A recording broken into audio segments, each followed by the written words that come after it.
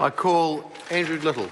Thank you, Mr Speaker. Mr Speaker, that speech illustrates why even with the sacking of Serco, and even with the sacking of Serco with 14 months' notice, New Zealanders have no reason to feel assured that this government is actually going to do anything to prevent the disaster that happened at the Mount Eden Correctional Facility happening again. That speech was just another defence of the ideology that led to the letting of a private contract for the management of incarcerated prisoners yet again. And that's why New Zealanders should continue to be worried. They should be worried anyway, because the minister who is about to take over next Monday is the author of this shambles. And here's what she said at the time that she happily and merrily and no doubt coquettishly signed the agreement that led to Serco picking up the contract. Well, she was certainly coquettish yesterday on television. We'll see how coquettish she is when she takes up the job. She said, defending the contract going to Serco, Serco has a strong track record in managing prisons. I'm confident that the company will bring the high standards of professionalism, safety, rehabilitation and security expected by the government to Mount Eden. That was the minister who let the contract.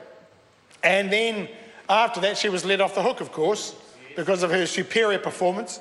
She went on to do the job that the last speaker now does, the Minister of Justice, and she mucked that up too, and then found herself on the back benches for the last 12 months, and now she's going to go back into the very post that led to the letting of the contract to Serco.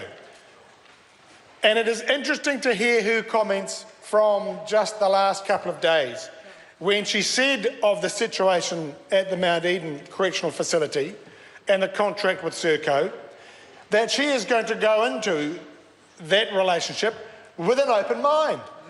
She's going to ask some questions, because according to Judith Collins, the putative Minister of Corrections, there are two sides to every story.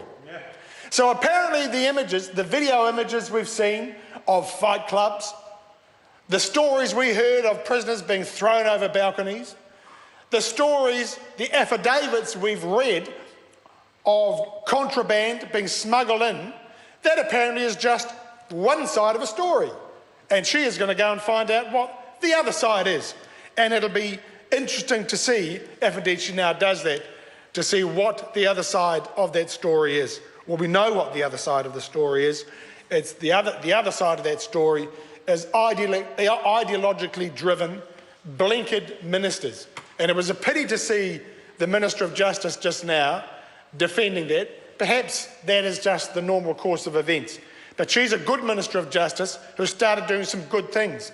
Why she would find the need, as indeed, Peseta Sam Lotoainga had difficulty doing, to defend an ideological position about privatising prisons, it frankly beggars belief. Thank you. Judith Collins started it, but she now no longer has the responsibility to finish the disaster that is Serco and the Mount Eden Correctional Facility.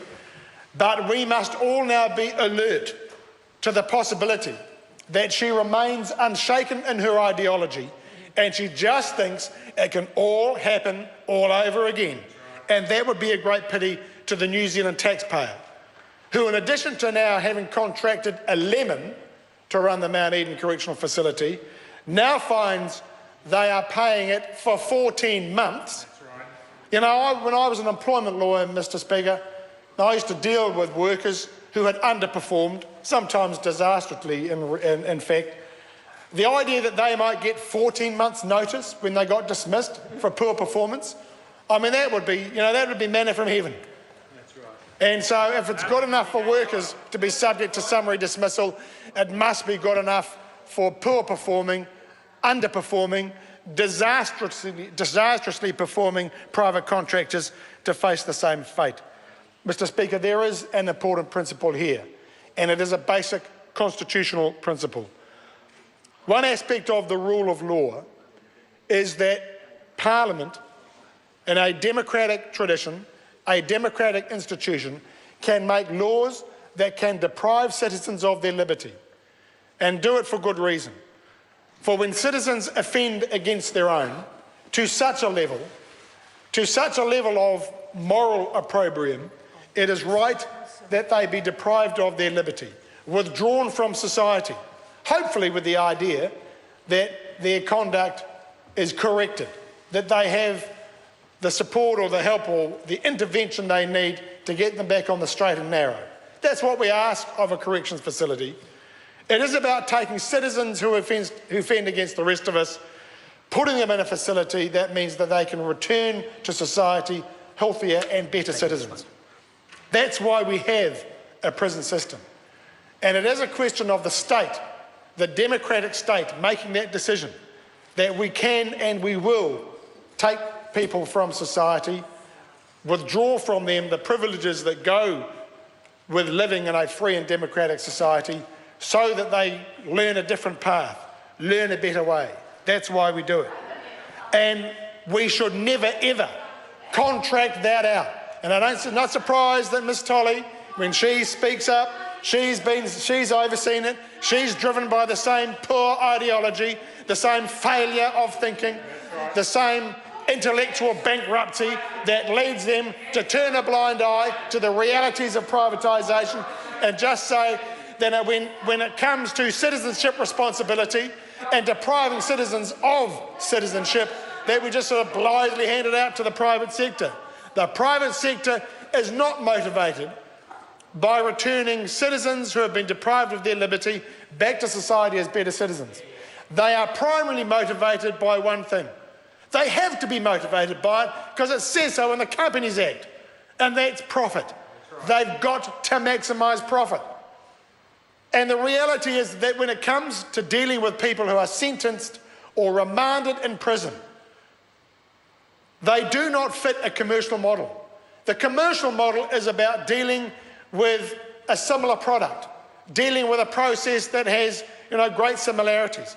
So you can manage it, so you can make it efficient, so you can make a profit from it. Dealing with people from the vast array of backgrounds and the health difficulties that they have in a correctional facility is not the same as managing a commercial service with a level of homogeneity. Not the same as managing a production process, making a product on a mass basis that has a level of sameness. That's not what you're doing when you're managing a correctional facility.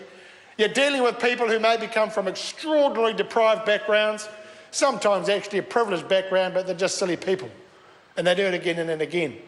You're dealing with people with health issues, with addictions, with all sorts of manner of behavioural problems that need to be, managed as if they are individuals. And all along the way, to make sure that they are still safe, that they are secure, that the rest of the community is secure, but most importantly, that the right steps are being taken to either, put them in a fit state to return to court to plead to their charges, or for their conduct to be corrected. That's what we have it for. And the idea, the ideological purity of the National Party that we just hand that over to the private sector to do has now been shown up for what that is. Right. Because Serco has been brought to book and shown up for what it is. It cannot manage a correctional facility. It cannot manage the range of difficult and hard to manage and hard to deal with personalities that go in a correctional facility. And they say, oh, look at Wirry, look at Wirry. They haven't been doing it for that long. We look at their track record in the UK and it's been a disaster. And I'm sorry, Ms Tolley, you may have your blinkers on, but the rest of us don't. We've seen it for what it is. And this government, if it is truly going to be responsive and responsible to the taxpayers of New Zealand, if it truly wants to be in touch with New Zealanders, it will say, we've done the experiment, it doesn't work, we're not going to do it anymore, we will not be privatising our prisons anymore. Nothing less will do. Yeah.